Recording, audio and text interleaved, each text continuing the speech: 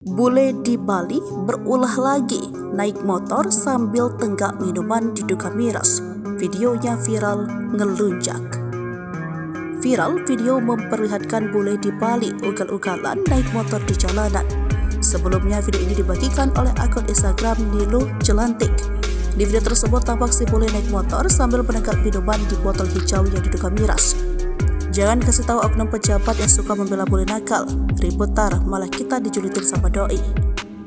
Plat motor jelas, silakan dicari. Di negara lain udah masuk jeruji besi dan SIM dicabut. Mesti nebeng keluarga atau naik taksi tiap hari. Di sini banyak turis ngelunjak melawan hukum melecehkan petugas seolah harga diri sudah tidak ada. Sikat saja pak. Walaupun pakai helm, tapi cara berkendara sungguh berbahaya. Dalam video tersebut tampak bule mengenakan jaket berwarna biru, kacamata, celana pendek berwarna hitam, kaos kaki, dan sepatu serta mengenakan helm dan mengendarai motor metik.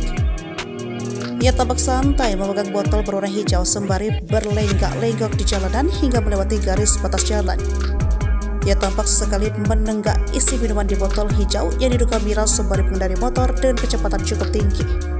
Bahkan ia terlihat melewati garis batas jalan saat berada di tikungan dan membahayakan pengguna jalan lainnya.